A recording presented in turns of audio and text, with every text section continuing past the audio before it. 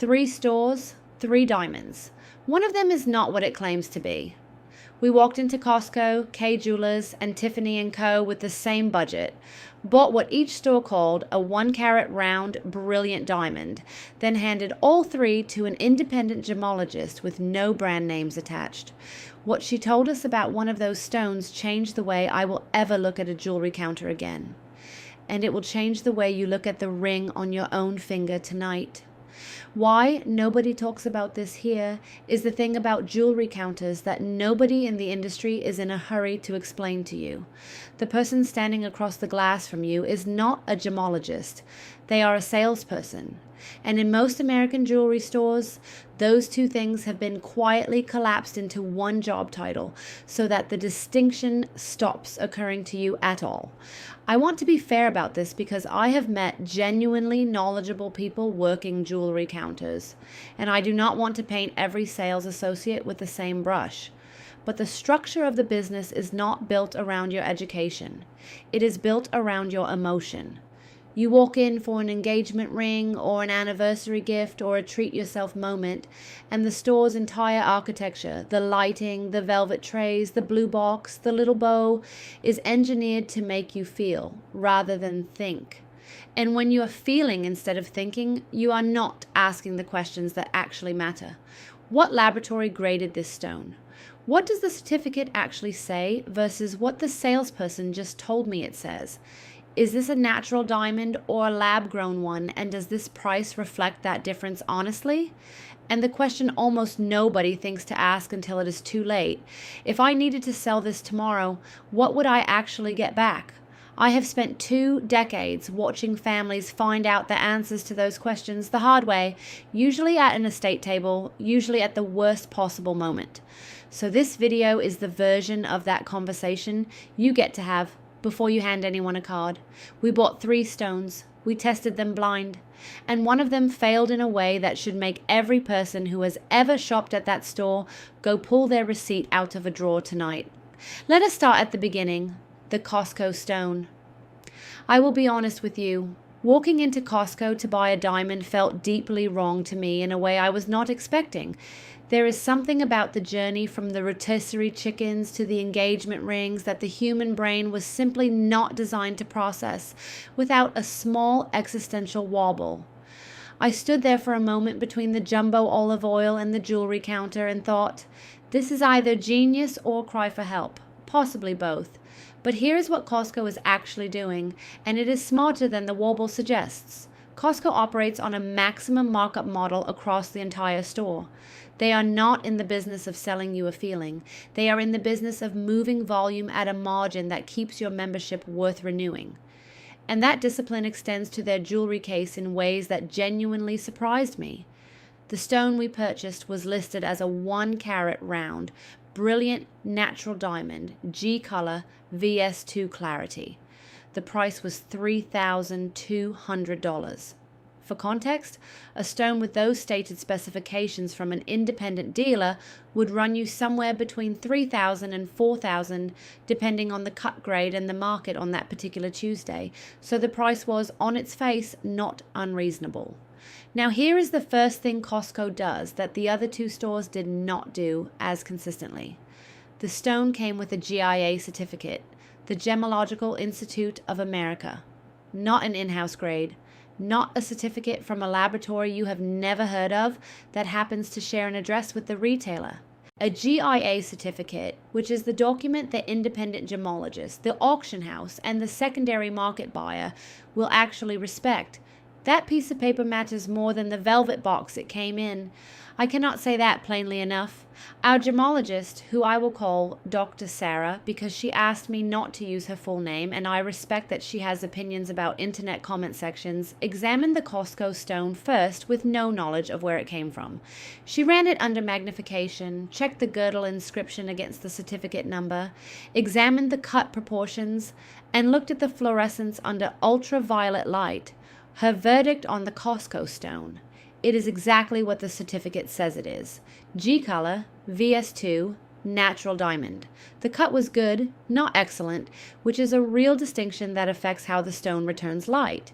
If she were buying it for herself, she would have wanted a better cut grade. But the stone was honest. What the label said was what the prongs held.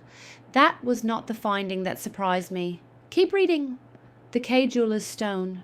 I have been in more K Jewelers than I can count. There is one in virtually every mall in America, which is either a testament to brand loyalty or a comment on how thoroughly they have conquered the lease negotiations in American retail. I genuinely cannot decide which. But I walked in with my budget, I sat down at the counter, and I experienced what I can only describe as a masterclass in the soft sell. The associate was warm. She was enthusiastic. She asked me about the recipient, about the style preference, about whether I had considered a halo setting because it makes the center stone look so much larger. She ran through the 4 C's with the confidence of someone who has given that speech several thousand times, which she probably has, and she pulled out a stone that she described as a 1-carat round brilliant, H color, VS1 clarity. Now, VS1 is technically a better clarity grade than VS2. An H color is 1 step warmer than the G we bought at Costco. On paper, this should be a comparable stone. The price was $3,800, which is $600 more than the Costco stone for what the salesperson described as a superior specification. Then I asked to see the certificate. There was a pause. Not a long one, not a suspicious one, but a pause. And then she produced a certificate from a laboratory I had genuinely never encountered before. Not GIA, not AGS, the American Gem Society, which is also well respected.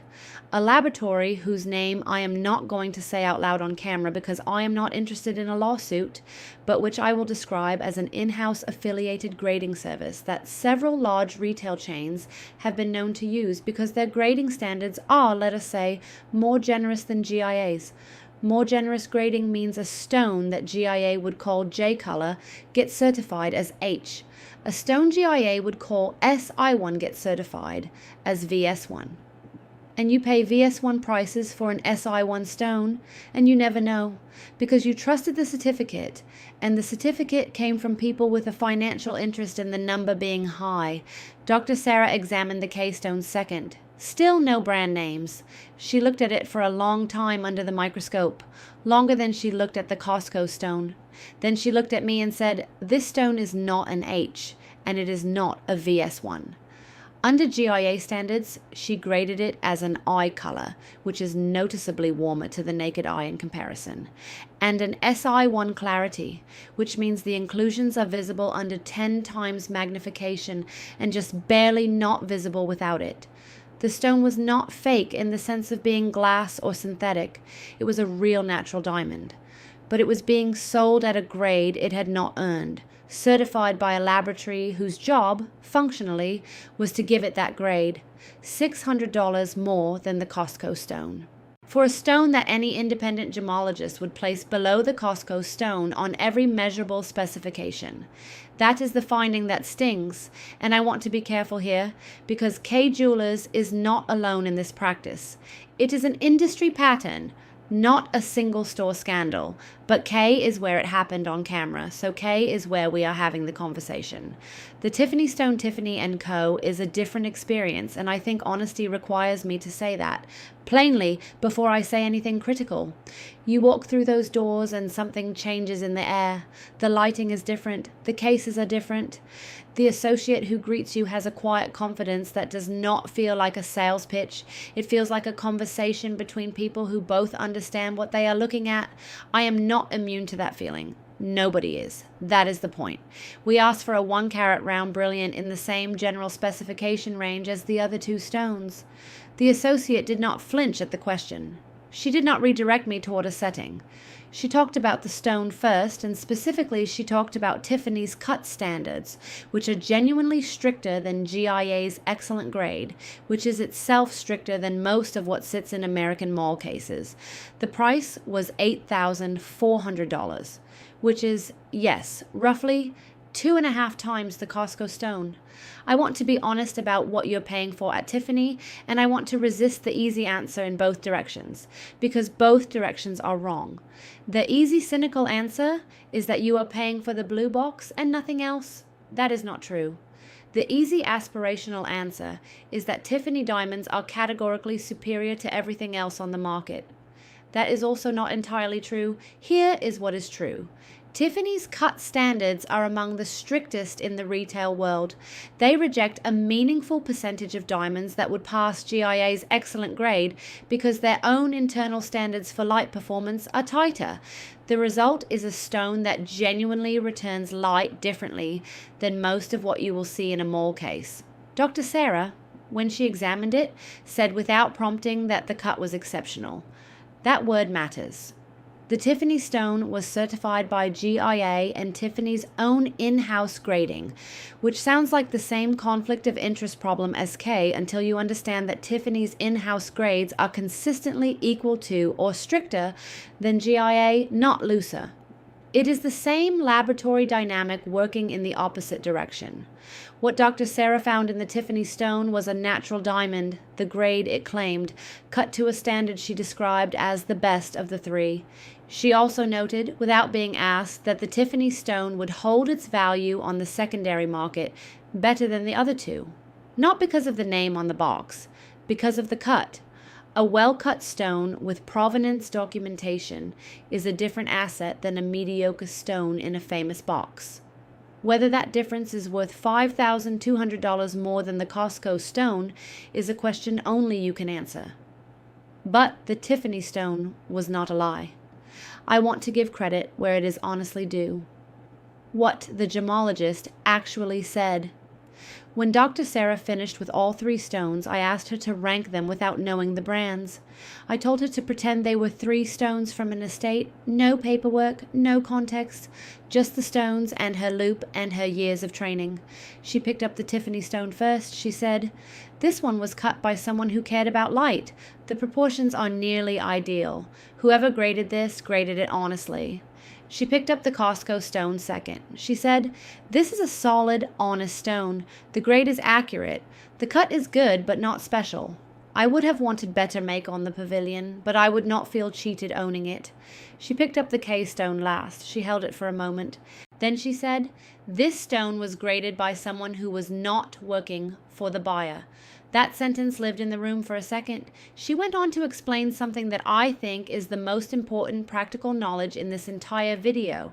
There is no law in the United States that requires a retailer to use an independent grading laboratory. There is no regulation that says the certificate in the box has to come from a lab with no financial relationship to the store that commissioned it. You are operating entirely on trust and on your own ability to read a certificate and know whose name is on it and what that name is worth. She also said something I was not expecting. She said that in her years of doing estate appraisals, the stones that came back most consistently at their stated grade were the ones bought from places people were embarrassed to admit. Costco, online retailers, wholesalers. The stones that most consistently underperformed their stated grade were the ones in the prettiest boxes from the most recognizable mall names. Not because pretty boxes make people careless, because the business model behind a pretty box requires a margin that honest grading sometimes cannot support. That is not a comfortable thing to hear, but it is the true thing, and true is the only currency I am interested in spending here. A note before we go further. Before we get to what this all means for the ring in your own drawer, I want to say something about why this keeps happening to people who are not careless or foolish. You walked into a store that has been advertising on television since 1970. You sat across from a person who used confident, technical-sounding language. You were handed a certificate. The certificate had a laboratory name on it. You had no reason to know that laboratory name was the tell because nobody ever taught you which laboratory names to trust and which ones exist to serve the retailer rather than the buyer. That is the gap. Not your intelligence, not your attention. The gap is one piece of information you were never given. I spent a long time putting the markers together, the laboratory names, the grading comparisons, the questions to ask before you slide a card across any counter, into a guide called The Appraiser's Playbook. It is linked below if you want it in your hands before you walk into another jewelry store, because the conversation at the counter goes very differently when you walk in, knowing whose certificate is in the box. Now, what this means for what you already own. The 4 things every buyer needs to know. Because I promised you practical knowledge and I am going to deliver it, here are the 4 things that would have protected every person who ever walked out of a mall jewelry store with a stone graded by a laboratory they had never heard of. The first thing, learn 3 letters. GIA, the Gemological Institute of America. It is the most widely respected independent grading laboratory in the world. AGS, the American Gem Society, is also excellent. GCAL, the Gem Certification and Assurance Lab, is respected and increasingly common. If the certificate in the box does not come from one of those 3, you do not have an independent grade. You have a retailer's opinion of their own merchandise, and that opinion has a financial interest attached to it. Write those 3 names on your phone right now. GIA, AGS, GCAL. That is the whole first lesson. The second thing, the certificate number is printed on the girdle of the stone. The girdle is the thin edge where the top of the diamond meets the bottom. On most GIA certified stones purchased after roughly 2000, that number is laser inscribed there, invisible to the naked eye, visible under a 10-power loop. Ask the associate to show you that inscription and the matching number on the certificate. If those 2 numbers do not agree, the certificate and the stone are not a pair. It sounds alarming. It happens more than you would think. The third thing, understand what lab-grown means for resale. A lab-grown diamond is chemically identical to a mined diamond. Dr. Sarah cannot tell them apart with her eyes. The difference is origin, not composition. And the resale difference is enormous. A 1-carat natural diamond that a person paid $3,000 for in 2015 might return $1,500 to $2,000 on the secondary market today. A 1-carat lab-grown diamond purchased for $1,500 in 2022 might return $150 today, because the price of lab-grown stones has fallen approximately 70 to 80% since 2019 as production scaled. If you were sold a lab-grown stone at natural diamond pricing, and this happened to a lot of people between 2018 and 2022, as stores transitioned without always being transparent about it, you have a piece worth a fraction of what you paid and a receipt that will not comfort you. Ask directly before any purchase, is this stone natural or laboratory grown? Then ask to see where that designation appears on the certificate. It is always there. It should be the first thing you read. The 4th thing, cut is the one C that is entirely within human control, and it is the one C that most retail stores least want to discuss, because honest cut grading is expensive, and the difference between a good cut and an excellent cut is invisible in store lighting, which is engineered to make everything sparkle. Take any stone you are considering, hold it in your cupped hand, walk toward the nearest natural light source, and look at how the stone behaves without the theatrical lighting helping it. A well-cut stone keeps its fire in ordinary light. A poorly cut stone goes a little dead. That test costs nothing, and it has saved more buyers more money than any certificate ever written. What this means for the ring. In your drawer. Here is where I want to slow down, because everything we have done tonight points backward into your own house as much as it points forward into your next purchase. If you own a diamond ring purchased at a mall retailer before roughly 2010, you may never have known whether its grade is what the certificate says, because most people do not know to ask which laboratory issued that certificate. Get it appraised, not by the store that sold it to you, not by a jeweler in the same chain, by an independent certified gemologist, a GIA graduate gemologist, or an AGS certified gemologist appraiser, someone whose income does not depend on the number they give you being high. An independent appraisal costs between $50 and $150 depending on your market. It will tell you the actual grade of the stone by a disinterested party. If the grade matches your certificate, you own what you thought you owned, and the appraisal paid for itself in peace of mind. If the grade does not match your certificate, you have information you need, and you have it before you make any decision about insuring it, selling it, or passing it on. I have sat with women who were going to sell their mother's ring for $600 at an estate sale, and an independent appraisal turned up a stone worth 4 times that because the mother had, without knowing why, bought from a dealer who happened to use honest grading. I have also sat with women who paid $1,800 for a stone that appraised at $900. Both situations deserve to be known. The other thing this means for the ring in your drawer is the resale reality. And I'm going to say this the way a straight dealer would rather than the way a jewelry advertisement would. No diamond ring returns its full retail purchase price on resale. The markup from manufacturer to wholesaler to retailer means that the moment a ring leaves the store, it has already lost a meaningful percentage of what you paid. The question is not whether there is a loss. The question is how large that loss is, and a well-cut natural diamond with honest grading and clean provenance documentation loses far less than a poorly cut stone with in-house grading and a receipt from a chain store. That is not pessimism. That is the secondary market being honest with you in a way the primary market rarely is, the honest verdict. Here is what I am not going to do. I am not going to tell you that one of these 3 stores is the winner, and you should shop there and feel good about yourself.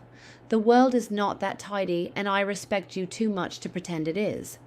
What I am going to tell you is what each of these 3 stores actually is, said plainly, without the marketing language helping any of them. Costco is an honest transaction. You get a fairly priced stone with legitimate independent grading and no experience wrapped around it. If you do not need the experience, Costco is hard to argue against. The cut could be better, the selection is limited, but what they say is what they sell. K Jewelers is a financing and experience business that sells jewelry on the side. The stones move through a grading system that serves the retailer's margin, and that system costs the buyer money in ways that only become visible when someone like Dr. Sarah sits down with a loupe. I am not calling everyone at K dishonest. I am saying the structure of the business creates a grading environment that is not working for the person handing over the card, and that is worth knowing before you hand over the card. Tiffany is exactly what it says it is, which is a luxury experience built on genuinely superior cut standards, honest independent grading, and a secondary market that reflects both of those things. You are paying a real premium. What you are getting in return is also real. Whether that trade makes sense for your situation is a personal calculation, not a moral one. I would not tell anyone they were wrong to want the blue box. I would tell them to know what the price of that box actually includes before they decide. 3 stores, 3 different answers to the same question. What are you actually selling me? Now you know how to ask it. So before you walk into another jewelry counter, before you let anyone hand you a certificate you do not know how to read, before you accept that the grade on the tag is the grade in the prong, do the one thing tonight that changes every purchase you will ever make after this. Learn the 3 laboratory names, GIA, AGS, GCAL. That is it. That is the whole gate. Everything else, the cut test, the girdle inscription, the natural versus lab question, flows from knowing whose name is on that piece of paper and what that name is worth. The most expensive mistake in fine jewelry is not buying too little. It is paying premium prices for a grade that was written by someone the store hired to make the number look good. And the only protection against that mistake is the habit of asking one question before you sit down at any counter. Who issued this certificate, and are they independent of the store selling me this stone? If this made you want to go pull your own jewelry receipts out of a drawer tonight, do me one small thing and like the video. It tells me to keep making these. And subscribe if you are not already, because the next one is going to do exactly this. For colored stones, sapphires, rubies, emeralds, where the grading problem is even worse and the fakes are considerably more convincing. Then tell me in the comments, do you know which laboratory graded the diamond you own? Your engagement ring, your mother's ring, the set from the mall you bought 15 years ago? I read every single one. And if you do not know the answer, that is not a failure. That is exactly why we are here. Do not hand over a card until you read the certificate, and do not read the certificate until you know whose name is at the top.